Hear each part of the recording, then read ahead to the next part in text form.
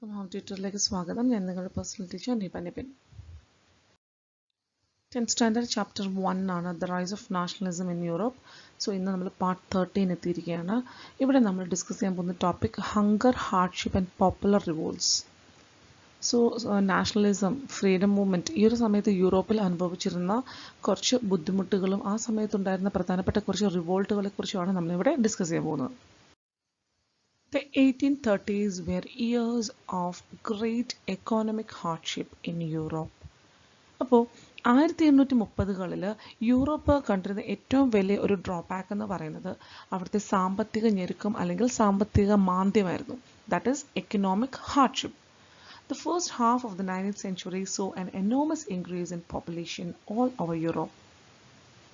കൂടാതെ 19th century 19ാം നൂറ്റാണ്ടിൻ്റെ ആദ്യ പകുതിയിൽ യൂറോപ്പിൽ ഫേസ് ചെയ്തിരുന്ന മറ്റൊരു പ്രോബ്ലം എന്ന് പറയുന്നത് പോപ്പുലേഷൻ, ജനപ്പെരുപ്പം.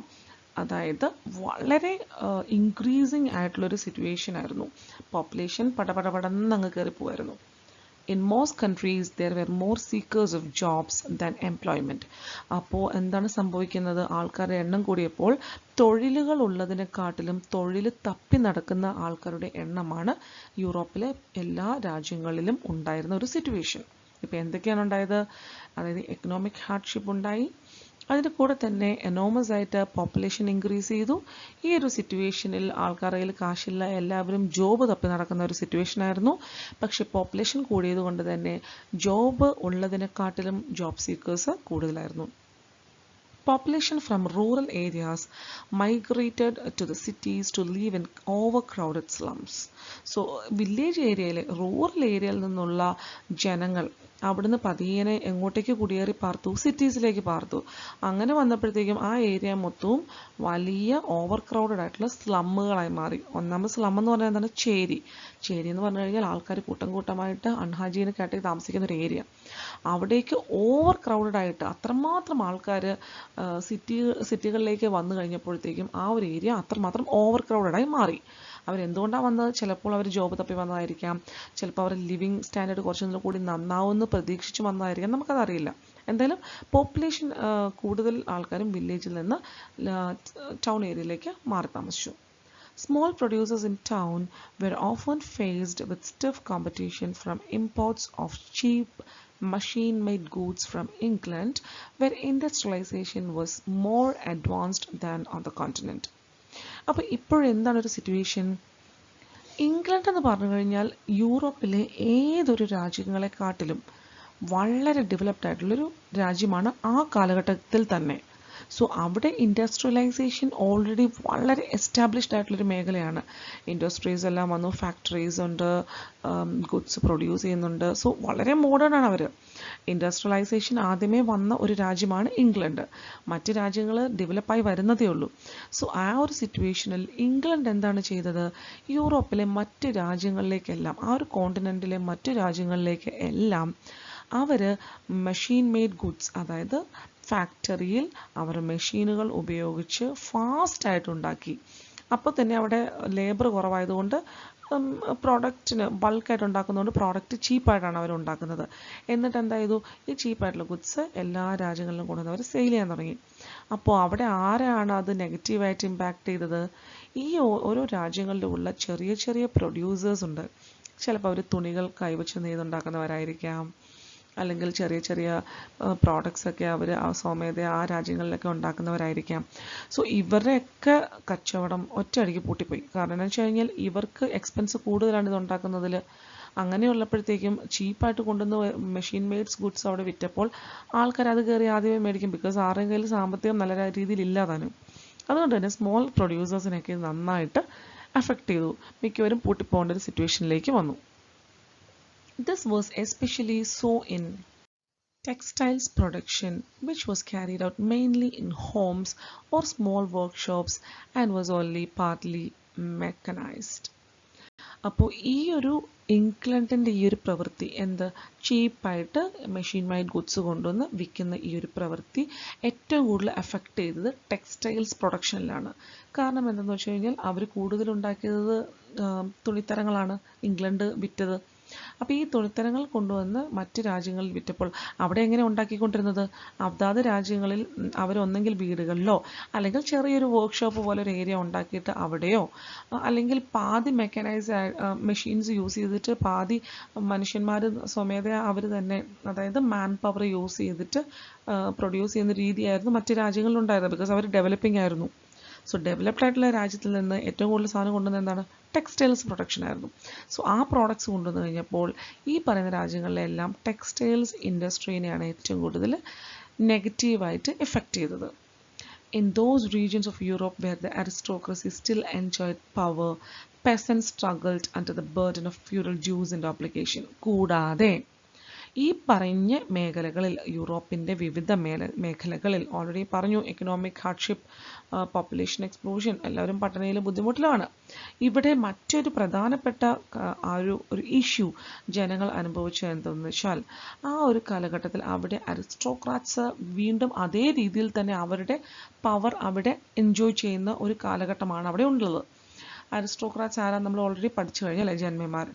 അപ്പോൾ അതുകൊണ്ട് തന്നെ ആ ഏരിയയിലുള്ള പെസൻസ്, കൃഷി ചെയ്യുന്ന കർഷകർ, അവരൊക്കെയും ഒന്നുകിൽ ഫ്യൂഡൽ ഡ്യൂസ്, കുറേ ബാധ്യതകൾ അവർക്ക് കൊടുക്കാനുണ്ട്, കാശ് ടാക്സ് ഒക്കെ അവർക്ക് പേ ചെയ്യാനുണ്ട്, അല്ലെങ്കിൽ അവരുടെ ക്രോപ്സ് കൃഷി ചെയ്തതിൽ നിന്ന് ഒരു പാർട്ട് അവർക്ക് കൊടുക്കണം അല്ലേ. പിന്നെ വേറെ കുറേ ഒബ്ലിഗേഷൻസ് ഉണ്ട്. ചിലപ്പോൾ അവരുടെ ഫാമിൽ അല്ലെങ്കിൽ വീടുകളിലൊക്കെ വർക്ക് ചെയ്യണം, അവരുടെ ഫാക്ടറീസിൽ വർക്ക് ചെയ്യണം. സോ ഇതൊക്കെയും അപ്പോൾ കൃഷിക്കാരുടെ അവസ്ഥ വീണ്ടും വളരെ പരിതാപകരമാണ്. അരിസ്റ്റോക്രാറ്റ്സ് അവരുടെ പവർ എൻജോയ് ചെയ്യുന്നിടത്തോളം കാലം ആരായിരിക്കും ബുദ്ധിമുട്ടുന്നത്, അവിടെയുള്ള നോർമൽ ജനങ്ങൾ, അതായത് പെസൻസ്. അപ്പോൾ ഈ ഒരു സിറ്റുവേഷനിലും ഫ്യൂഡൽ ഡ്യൂസ്, ഒബ്ലിഗേഷൻസ് എല്ലാം കൊടുക്കേണ്ട ഒരു സിറ്റുവേഷനിലൂടെ തന്നെയാണ് അവർ ഇപ്പോഴും പൊയ്ക്കൊണ്ടിരിക്കുന്നത്. The rise of food prices or a year of bad harvest led to widespread pauperism in town and country.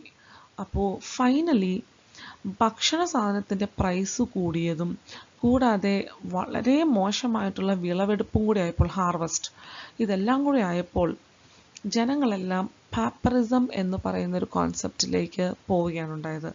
ആ രാജ്യവും ആ ടൗണിലുമുള്ള ജനങ്ങൾ അതായത് നമുക്ക് പാപ്പറിസം എന്ന് പറഞ്ഞാൽ എന്താണ്, എന്നാൽ പാപ്പരാകുക. അതായത് ഇപ്പോൾ നമുക്കൊരു കുറേ സ്വത്തുള്ള ഒരാളായിരിക്കാം, അയാൾ കുറേ കടങ്ങൾ, കുറേ സ്ഥലങ്ങളിൽ, ബാങ്കുകളിൽ, പേഴ്സണലി ആൾക്കാർക്ക് ചില ബിൽഡിങ്ങിലെല്ലാം കൊടുക്കാനുണ്ടാവും. അപ്പോൾ അയാൾ എന്ത് ചെയ്യും, സ്വമേധയാ എനിക്ക് എൻ്റെ പേരിൽ ഒരു സ്വത്തുക്കളുമില്ല, എനിക്ക് ഭക്ഷണം കഴിക്കാൻ പോലുമുള്ള കാശില്ല എന്ന് പറഞ്ഞിട്ട് കോടതിനെ കാണിക്കും.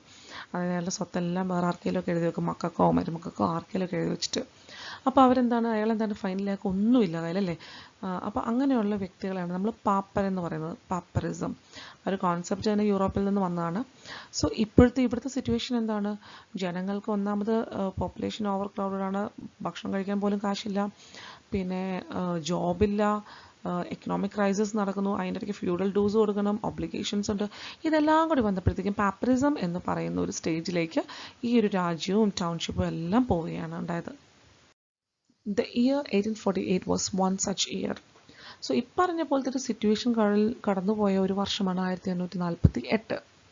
വളരെയധികം ക്രൈസിസ് ഉള്ളൊരു വർഷം. Food shortages and wide spread unemployment brought the population of Paris out on the road. അപ്പോൾ ഭക്ഷണമില്ല, അഥവാ ഭക്ഷണം ഉണ്ടെങ്കിൽ പൈസയില്ല മേടിക്കാൻ, പിന്നെ എന്താണ്, അൺഎംപ്ലോയ്മെൻറ്റ്, തൊഴിലില്ല. തൊഴിലുള്ളവർക്കല്ലേ ഭക്ഷണം മേടിക്കാൻ കാശുണ്ടാവുള്ളൂ, കാശുണ്ടെങ്കിലേ ഭക്ഷണം മേടിക്കാൻ പറ്റുള്ളൂ. സോ ആ ഒരു സിറ്റുവേഷനിലേക്ക് ആളുകൾ എത്തിയപ്പോൾ അവിടുത്തെ ജനങ്ങൾ, പാരീസിലെ ജനങ്ങൾ തെരുവിലേക്ക് ഇറങ്ങുകയാണ് ഉണ്ടായത്. Barricades were erected and Louis Philippe was forced to flee. So ഇവർ ഒരു ഗ്രൂപ്പ് ആൾക്കാർ, വലിയൊരു പോപ്പുലേഷൻ ഫുള്ള് റോഡിലേക്ക് ഇറങ്ങുകയാണ് ചെയ്തത്. അപ്പോൾ അവരെ ഒന്ന് തടുത്തു നിർത്താൻ വേണ്ടി, അവരെ ഒന്ന് സമാധാനിപ്പിക്കാൻ വേണ്ടിയൊക്കെ ശ്രമിച്ചു. അത് കഴിഞ്ഞിട്ട് ഫോഴ്സിബിളി അവരെ തടുത്തു നിർത്താൻ വേണ്ടി ബാരിക്കേഡ്സ് എല്ലാം ഉണ്ടാക്കി. പക്ഷേ ഈ ബാരിക്കേഡ്സ് എല്ലാം അവർ തകർത്ത് കളഞ്ഞ് അവർ മുന്നോട്ട് പോവുകയാണ് ഉണ്ടായത്. സോ ഇത് പേടിച്ചിട്ട് അപ്പോഴത്തെ റൂളർ ലൂയിസ് ഫിലിപ്പ് അവിടുന്ന് നാട് വിടുകയാണ് ഉണ്ടായത്. A national assembly proclaimed A republic, granted suffrages to all adult males about 21 and guaranteed the right to work.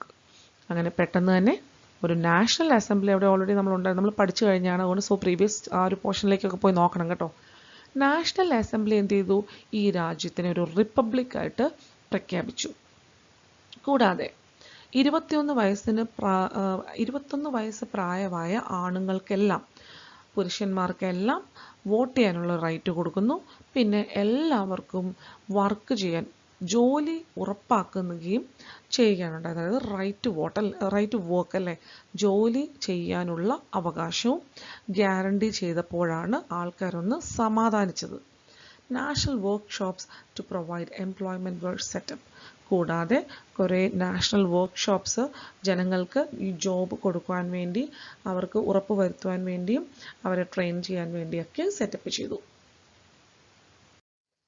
Earlier, in 1845, weavers in Silesia had led a revolt against contractors who supplied them raw material and gave them order for finished textiles, but drastically reduced their payments. അപ്പോൾ 1845 ഉണ്ടായ ഒരു issue ആണ് നമ്മൾ പിന്നെ discuss ചെയ്യാൻ പോകുന്നത്. സിലേസിയ എന്ന് പറയുന്ന ഒരു സ്ഥലത്ത് കുറച്ച് വീവേഴ്സ് ഉണ്ടായിരുന്നു, തുണിത്തരങ്ങളൊക്കെ നെയ്യുന്ന ആൾക്കാരല്ലേ. അപ്പോൾ അവർ സ്റ്റാർട്ട് ചെയ്തൊരു റിവോൾട്ടാണ് നമ്മളിപ്പോൾ ഡിസ്കസ് ചെയ്യാൻ പോകുന്നത്. സോ ആർക്കെതിരെയാണ് റിവോൾട്ട് സ്റ്റാർട്ട് ചെയ്തത്? അവിടെ അവർക്ക് കോൺട്രാക്റ്റ് നൽകിക്കൊണ്ടിരുന്ന കോൺട്രാക്ടേഴ്സിന് എതിരായിട്ടാണ് സിലേസിയയിലെ വീവേഴ്സ് റിവോൾട്ട് ചെയ്തത്. സോ ഇവരെന്താ ചെയ്തത്? ഈ വീവേഴ്സിന് കൊണ്ടുവന്ന് റോ മെറ്റീരിയൽസ്, അതായത് ഏതെങ്കിലും ഒരു വസ്തു ഉണ്ടാക്കുവാൻ വേണ്ടിയുള്ള ബേസിക് സാധനങ്ങളെയാണ് നമ്മൾ റോ മെറ്റീരിയൽസ് എന്ന് പറയുന്നത്. ഇവ കൊണ്ടുപോയി സപ്ലൈ ചെയ്യുകയും അതിനുശേഷം ഈ ഒരു സപ്ലൈ ചെയ്ത റോ മെറ്റീരിയൽസ് ഫിനിഷ്ഡ് ഗുഡ്സ് ആക്കിയിട്ട് അതിനെ മേടിക്കാൻ വേണ്ടി ഒരു കരാറ് ഈ കോൺട്രാക്ടേഴ്സ് ഒപ്പിടുകയും ചെയ്തു. അപ്പോൾ ഇവിടെ എന്താണ്? ടെക്സ്റ്റൈൽസ് ആണല്ലേ. സോ ടെക്സ്റ്റൈൽസ് ഫിനിഷ്ഡ് ഗുഡ്സ് ആക്കി കഴിയുമ്പോൾ അത് മേടിച്ചോളാം എന്നുള്ളൊരു എഗ്രിമെൻ്റ് അവർ തമ്മിൽ ഒപ്പിട്ടു. പക്ഷേ കുറച്ച് നാൾ കഴിഞ്ഞപ്പോൾ എന്താ ചെയ്തത്? ഇവർക്ക് കൊടുക്കുന്ന പേയ്മെൻറ്റ്സ് വളരെയധികം താഴത്തേക്ക് അവർ താത്തിക്കളഞ്ഞു. അപ്പോൾ ആർക്കെല്ലാം ദേഷ്യം വരുമല്ലോ. സോ ആദ്യം നല്ല രീതിയിൽ നടന്നുകൊണ്ടിരുന്നതാണ് അവരുടെ വീവിങ്ങും കാര്യങ്ങളും എല്ലാം. അപ്പോൾ കോൺട്രാക്ടേഴ്സ് റോ മെറ്റീരിയൽസ് കൊണ്ട് കൊടുക്കുന്നു, അവരത് തുണിത്തരങ്ങളാക്കി അവർ ഫിനിഷ് ചെയ്ത് കഴിഞ്ഞിട്ട് ആ ടെക്സ്റ്റൈൽസ് ആർക്ക് കൊടുക്കുന്നു? കോൺട്രാക്ടേഴ്സിന് തിരിച്ചു കൊടുക്കുന്നു. പക്ഷേ ഈ ഒരു പ്രോസസ്സ് സിലീസിയയിൽ നടന്നുകൊണ്ടിരുന്നപ്പോൾ കുറേ നാൾ കഴിഞ്ഞപ്പോഴത്തേക്കും അവിടെയുള്ള ഈ കോൺട്രാക്ടേഴ്സ് അവർക്ക് കൊടുത്തുകൊണ്ടിരുന്ന പേയ്മെൻറ്റ്, ഈ വീവേഴ്സിന് കൊടുത്തുകൊണ്ടിരുന്ന പേയ്മെൻറ്റ് റെഡ്യൂസ് ചെയ്തപ്പോഴാണ് സിലീസിയയിലെ വീവേഴ്സ് റിവോൾട്ടിന് ഇറങ്ങി തിരിച്ചത്. The journalist Wilhelm Wolf described the event in a Silesian village as follows. So journalist അവിടുത്തെ ഒരു പത്രപ്രവർത്തകനായിരിക്കാം, അദ്ദേഹം വിലം വോൾഫ് എന്നാണ് വിളിക്കുന്നത്. അദ്ദേഹം ഈ ഒരു ഇവന്റ് എന്താണ് അവിടെ സംഭവിച്ചത് ഈ ഒരു വില്ലേജിൽ എന്നുള്ളത് ഡീറ്റെയിൽ ചെയ്തിരിക്കുകയാണ്. ഇനി അടുത്ത നമ്മുടെ next പാരഗ്രാഫിൽ. In these villages with 18,000 inhabitants, cotton weaving is a most widespread occupation. So 18,000 ആൾക്കാർ അധിവസിക്കുന്ന ഈ ഒരു വില്ലേജ്, സിലേസിയൻ വില്ലേജിൽ ആൾക്കാരുടെ പ്രധാനപ്പെട്ട തൊഴിലെന്ന് പറയുന്നത് കോട്ടൺ തുണിത്തരങ്ങൾ വീവ് ചെയ്യുക എന്നുള്ളതാണ്. The misery of the worker is extreme. ഇവിടെയുള്ള തൊഴിലാളികളുടെ അവസ്ഥ, അവരുടെ സിറ്റുവേഷൻ എന്ന് പറയുന്നത് വളരെ പരിതാപകരമാണ്. മിസ്രി എന്ന് പറയുന്നത് പരിതാപകരം, ദുരിതം അല്ലേ. The desperate need for jobs has been taken advantage of by the contractors to reduce the prices of the goods they order. So ഇവർക്ക് ജോലി വേണം, അത്രമാത്രം ഇവർക്ക് ജോലി ചെയ്തേ പറ്റൂ എന്നുള്ളൊരു സിറ്റുവേഷനാണ്. ബിക്കോസ് അത്രമാത്രം ദുരിതം അനുഭവിക്കുന്ന ഒരു ഏരിയ ആണ് ഈ സിലിസിയൻ വില്ലേജ് എന്ന് പറയുന്നത്.